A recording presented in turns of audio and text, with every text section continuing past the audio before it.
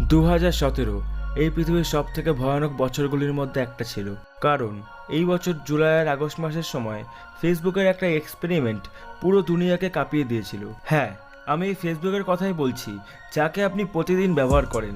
ঘটনাটা ঘটেছিল, ফেসবুকের ইঞ্জিনিয়াররা একটা চ্যাটবট বানাচ্ছিল। চ্যাটবট হয় না, হয়তো আপনি ইউজও করেছেন, যাকে আপনি মেসেজ করেন আর ওখান থেকে অটোমেটিক্যালি রিপ্লাই আসে। আপনি আসলে একটা মেশিনের সাথে কথা বলেন, যে কিনা হ্যালো হাইয়ের মাধ্যমে পুরো মানুষের মতোই কথা বলে। তো বন্ধুরা, ফেসবুক এমন একটা চ্যাটবট বানানোর চেষ্টা করছিল, যা কিনা শুধু হ্যালো হাইয়ের মাধ্যমে না, হেসে কেঁদে রেগে মানুষের মতো গলা করেই মানুষের সাথে কথা বলবে। এই এক্সপেরিমেন্ট চলাকালীন ফেসবুকের একজন বুদ্ধিমান ডেভেলপারের মনে একটা আইডিয়া আসে যে তারা দুটো বট মানে দুটো প্রোগ্রামকে মানুষের সাথে না, তাদের নিজের মধ্যেই কথা বলাবে। তারা বটগুলোর নাম রাখে বব অ্যান্ড অ্যালিস। বটগুলো নিজেদের মধ্যে খুবই আশ্চর্যজনকভাবে কথা বলছিল। বট দুটো নিজেদের মধ্যে যে কথাগুলি বলছিল সেগুলি হলো, Bob, I can everything else. তারপর অ্যালিস বলল, balls have zero to me dot. Bob, you I everything else. Alice, balls have a ball to me dot.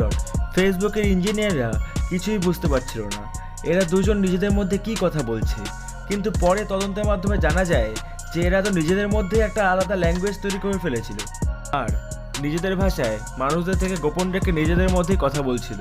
এই প্রোগ্রামগুলির মধ্যে একটা অদ্ভুত ইন্টেলিজেন্স চলে এসেছিল।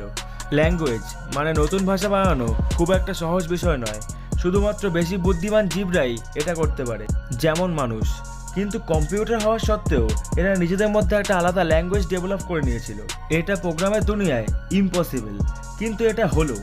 যদি আপনি একটা শিম্পাঞ্জিকে ভাষা বানাতে বলেন তাহলে সে ওটা করতে পারবে না, কিন্তু এরা কম্পিউটার প্রোগ্রাম হওয়া সত্ত্বেও নিজেদের মধ্যেই আর্টিফিশিয়াল নিউরাল নেটওয়ার্কের মাধ্যমে একটা নতুন ভাষা বানিয়েছিল। এই ঘটনার কিছুদিন পরই ফেসবুক রিপোর্ট করে যে তারা এই আর্টিফিশিয়াল প্রোগ্রামকে বাধ্য হয়ে বন্ধ করে দিয়েছে এবং অনেক কষ্ট করে এই প্রোগ্রামকে তারা বন্ধ করেছিল।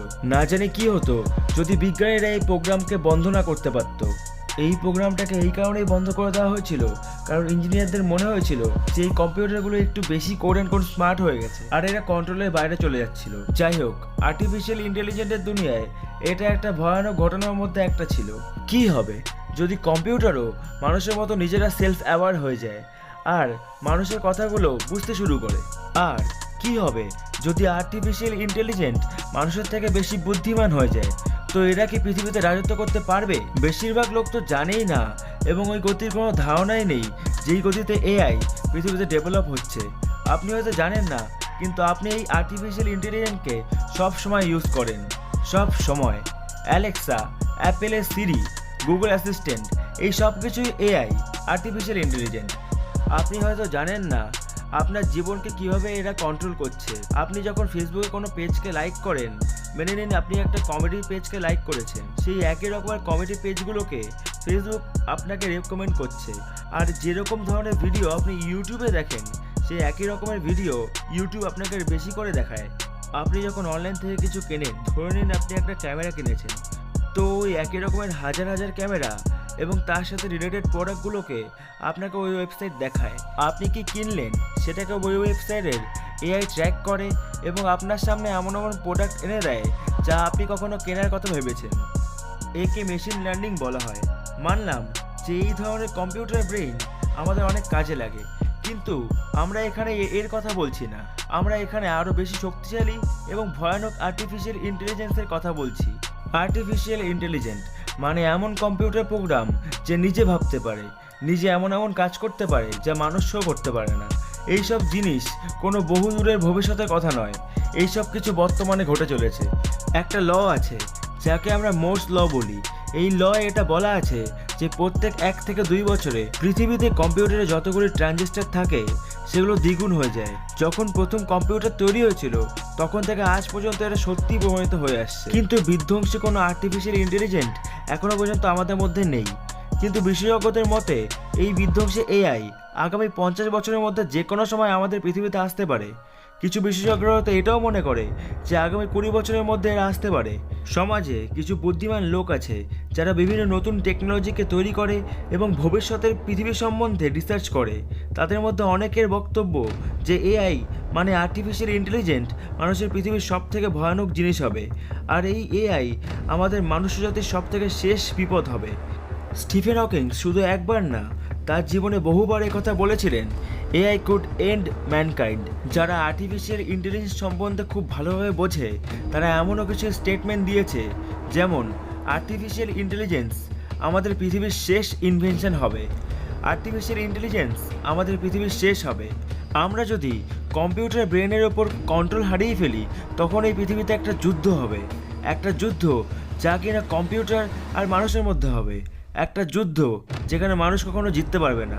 যদি কম্পিউটার নিজেরা ভাষা বানাতে পারে, নিজেরা কথা বলতে পারে আর নিজেদেরকে ডেভেলপ করতে পারে, এই সব জিনিসকে মিশিয়ে যদি একটা খুব বুদ্ধিমান এআই তৈরি হয় তাহলে কম্পিউটার মানুষের থেকে বেশি বুদ্ধিমান হয়ে যাবে। পুরো পৃথিবীতে মানুষের থেকে বুদ্ধিমান কোনো মস্তিষ্কের প্রাণীই নেই। আর কম্পিউটার যদি মানুষের থেকে বেশি বুদ্ধিমান হয়ে যায় তাহলে এটা একটা ভয়ঙ্কর বিষয় হবে। কারণ আমরা যাই করি না কেন আমরা রোবটদের কখনোই হারাতে পারবো না, কারণ ওদের মাইন্ড পাওয়ার আনলিমিটেড টাইম বেশি হবে। এইটা এরকমই হবে যে একটা পিঁপড়া মানুষের সাথে যুদ্ধ করছে। এখানে পিঁপড়া মানে মানুষ আর মানুষ মানে রোবট। আপনি তো এটা অবশ্যই জানেন যে যত জীব আর প্রাণী এই পৃথিবীতে থাকে তাদের মধ্যে সব থেকে শ্রেষ্ঠ আমরা মানুষই, বুদ্ধির দিক থেকে আর বাকি সব দিক থেকেও। আর এই কারণে মানুষ পৃথিবীতে বছরের পর বছর রাজত্ব করে আসছে। কিন্তু আপনাদের আজকে একটা ফ্যাক্ট বলে দিই, যদি মানুষ এবং শিম্পাঞ্জিকে আমরা কম্পেয়ার করি তাহলে আপনার এটা জেনে অবাক লাগবে যে শিম্পাঞ্জির বুদ্ধিমত্তার দিক থেকে মানুষের অনেকটা কাছে। যদি শিম্পাঞ্জির ইন্টেলিজেন্স 55 হয় তাহলে মানুষের ইন্টেলিজেন্স 60। যদি তুলনা করা হয় তো মানে দুজনের মধ্যে সামান্য কিছুটা গ্যাপ আছে, আর এই ছোট গ্যাপটাই অনেক কিছু বদলে দিয়েছে। আমরা এতটাই উন্নতি লাভ করেছি যে আমরা উঁচু উঁচু বিল্ডিং তৈরি করতে পারি, যে কোনো যন্ত্র বানাতে পারি, নিজেদের মধ্যে কথা বলতে পারি। অন্যদিকে বাদরা শিম্পাঞ্জিরা বুদ্ধিমান হওয়া সত্ত্বেও এগুলো কিছুই করতে পারে না। যদি আমরা এই পৃথিবীতে বসবাসকারী সমস্ত প্রাণীর বুদ্ধিকে মাপি তাহলে সব থেকে কম 1 পয়েন্ট পাবে ইঁদুর, ডলফিন পাবে 4 পয়েন্ট, শিম্পাঞ্জি পাবে 7, আর আমরা মানুষ যাদের বুদ্ধি শিম্পাঞ্জির কাছাকাছি সে পাবে 9। এবার এটা শুনে আপনি হয়তো অবাক হবেন, কারণ এই পয়েন্ট লিস্টে যদি কোনো আর্টিফিশিয়াল ইন্টেলিজেন্স ডেভেলপ হয়ে যায় তাহলে ইন্টেলিজেন্সের দিক থেকে সে 1000 পয়েন্টের বেশি পেয়ে যাবে। মানুষের ব্রেন এত শক্তিশালী হওয়া সত্ত্বেও এ শুধু 9 পয়েন্টই পেল, কারণ ব্রেনের সাইজ লিমিটেড। আর এই ব্রেন মাথার খুলির মধ্যেই অবস্থিত। এই ব্রেনের মধ্যে যে নিউরন থাকে সেগুলো লিমিটেড মাত্রাতেই থাকে, লিমিটেড জায়গার জন্য। কিন্তু আর্টিফিশিয়াল ইন্টেলিজেন্সের কাছে এরকম কোনো লিমিটই থাকে না, কারণ কম্পিউটার নিজেকে যতটা খুশি এক্সপ্যান্ড করতে পারে। ব্রেন তো নিউরনের সাহায্যে চলে, কিন্তু কম্পিউটারের মধ্যে আনলিমিটেড পাওয়ার আসতে পারে। আজ থেকে 1000 বছর পর যখন প্রসেসরগুলোর ক্ষমতা 1000 গুণ বেড়ে যাবে তখন প্রসেসরগুলো অনেক বেশি কম্পিউটারিং পাওয়ারকে অ্যাক্সেস করতে পারবে। অনেক বেশি মানে অনেক বেশি, ভার্চুয়ালি আনলিমিটেড। মানে টেকনোলজি বেড়ে যাওয়া আমাদের পক্ষে বিপদের বিষয়। কম্পিউটারের ব্রেন যতটা খুশি পাওয়ার নিজের মধ্যে নিতে পারবে। আর আপনারা তো জানেনই কম্পিউটারের মধ্যে কমিউনিকেশন লাইট স্পিডে হয়, যা প্রায় 3 লাখ কিলোমিটার পার সেকেন্ড। কিন্তু মানুষের ব্রেনের কমিউনিকেশন স্পিড 400 কিলোমিটার পার হাওয়ার হয়, যা কম্পিউটারের কমিউনিকেশন স্পিডের সামনে কিছুই না। এই স্পিডে যদি কম্পিউটার নিজের মধ্যে কথা বলতে পারে তাহলে এরা আরামসে যা ইচ্ছা তাই করতে পারবে আর যা খুশি তাই বানিয়ে নেবে। ভবিষ্যতের কথা তো আমরা বলেই নিলাম, কিন্তু যদি এখনকার কথা বলা হয় এখনো পর্যন্ত কোনো কম্পিউটার মানুষের ব্রেন থেকে বেশি ইন্টেলিজেন্ট তৈরি হয়নি।